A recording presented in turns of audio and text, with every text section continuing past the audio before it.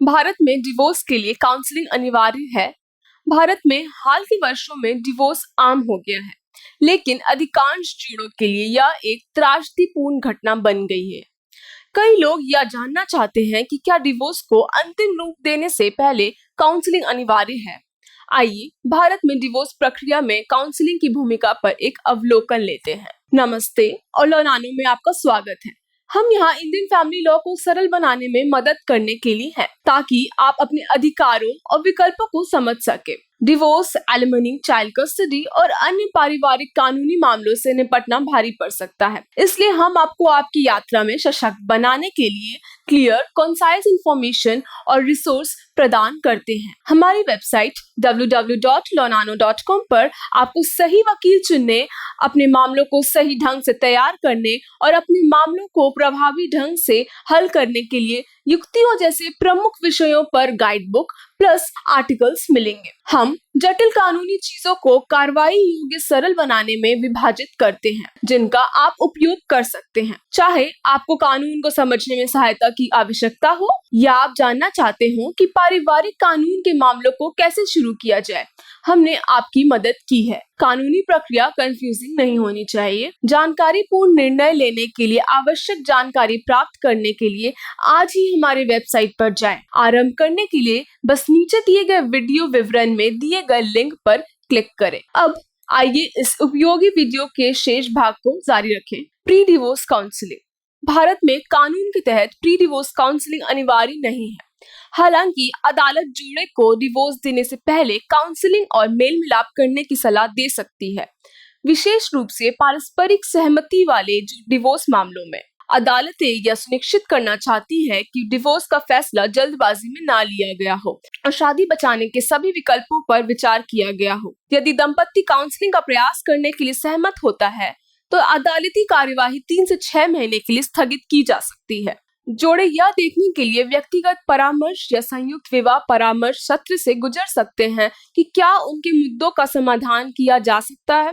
हालांकि यदि सुलह असंभव लगती है, तो अदालत परामर्श को रद्द कर सकती है और डिवोर्स की कार्यवाही जारी रख सकती है। Post divorce counselling.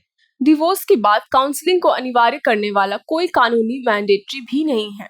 हालांकि लीगल एक्सपर्ट्स और काउंसलर्स इमोशनल उथल-पुथल, अवसाद, अकेलापन, कम आत्मसम्मान आदि से निपटने के लिए डिवोर्स के बाद काउंसलिंग की मजबूती से सिफारिश करते हैं। परामर्श परिवर्तन को आसान बनाने, कानूनी अधिकारों पर स्पष्टता हासिल करने, आवाज ढूंढने, वित्त को बेहतर ढंग से प्रबंधित करने और स्वतंत्र रूप से करियर विकल्प तलाशने की में मदद करता है। यह एक मजबूत सहायता प्रणाली बनाने और स्वस्थ जीवन शैली अपनाने में सहायता करता है। बच्चों वाले जोड़ों के लिए परामर्श सहपालन, मुलाकात के अधिकार और अलगाव के बाद बच्चों के अनुकूल वातावरण बनाने पर मार्गदर्शन प्रदान करता है।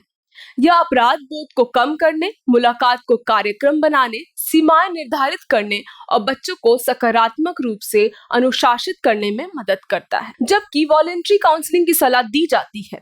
अनविलिंग पार्टनर को थेरेपी सत्रों के लिए मजबूर करना दुर्लभ रूप से मददगार होता है।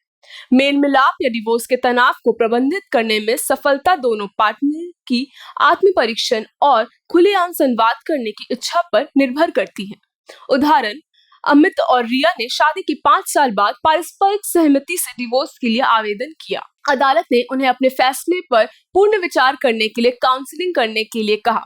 6 महीने के संयुक्त काउंसलिंग सत्रों के बाद उन्हें एहसास हुआ कि उनके मुद्दे जैसे संवाद और प्रेम की कमी को हल किया जा सकता है और उन्होंने डिवोर्स याचिका वापस ले ली। शेखर और रश्मि को शादी बचा पाने में विफल काउंसलिंग के बाद पारस्परिक सहमति से डिवोर्स दे दिया गया।